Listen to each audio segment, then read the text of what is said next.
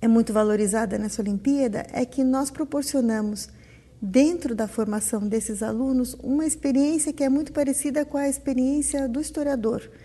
As metodologias do historiador, que é trabalhar com documentos. Então, nós apresentamos para esses estudantes documentos históricos, imagens, fotografias, obras de arte, e os ensinamos como um historiador, perante um documento histórico, consegue ter conhecimento, consegue gerar conhecimento. Então, eles percebem claramente que, ao escolher a alternativa que eles consideram a mais correta, eles, de fato, estão criando um hábito de estudo, e que esse hábito de estudo não tem nada a ver com aquela história que é sem graça e que não ajuda a entender, inclusive, sobre o presente. Tem algo que eu acho importante nós explicarmos, que essas fases online, elas são de múltipla escolha, né? Então, tem um grande enunciado, tem os documentos que eles podem consultar e depois tem as alternativas.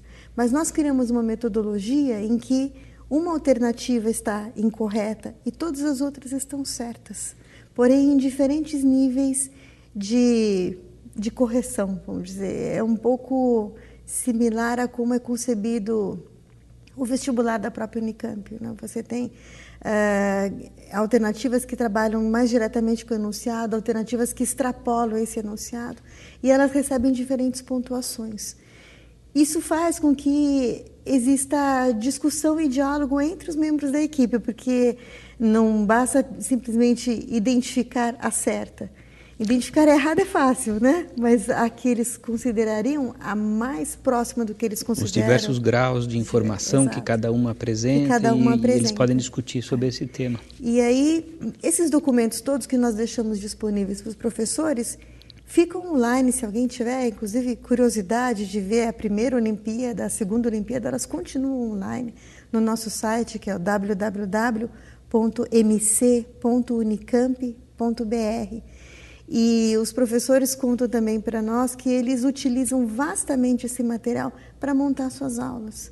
Nós batizamos aquilo de repositório de documentos, e você tem documentos desde o Brasil colonial até a história recente do Brasil.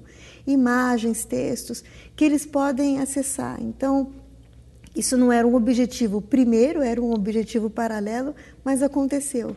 De nós estarmos criando uma fonte de informação que é confiável, porque tem muita bobagem na internet, tem muita coisa boa e muita bobagem na internet.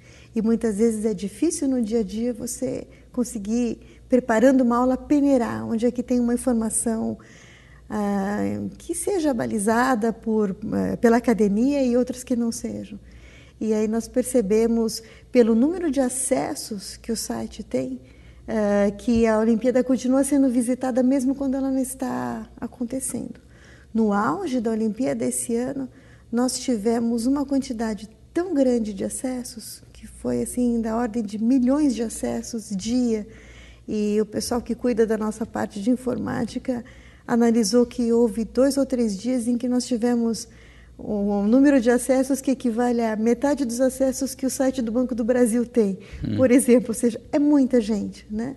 Porque você não precisa estar participando, né, da prova para ver as questões, para tentar respondê-las. Ela fica como um patrimônio lá. Quer dizer, seguramente isso tem um impacto, ou pode ter um impacto muito grande também na maneira de conceber a história no nível médio, mesmo no nível fundamental, de tal maneira que isso seja uma espécie de indutor de mudanças de percepção da história, de comportamento. Agora, como é que vocês fizeram o critério para definir quais temas serão tratados? Por exemplo, História do Brasil, História Universal, dentro da história, quais temas tratados? Ou como é que fica essa questão da diversidade de temas?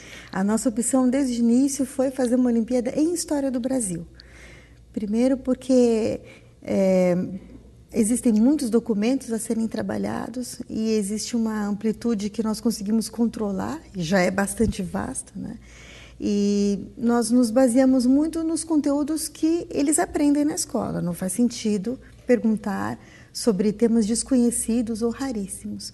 Mas dentro dessa ideia dos conteúdos, que são os conteúdos gerais em história no Brasil de uma forma geral, nós procuramos abordar temas que já são bastante conhecidos de uma forma original.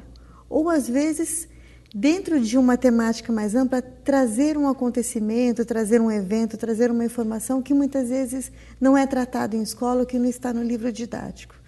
E dessa forma, nós não temos uma pretensão em revolucionar o ensino de história, mas um dos nossos objetivos iniciais, eu acho que nós conseguimos, que é criar um hábito de estudo, porque ela exige muita leitura, né?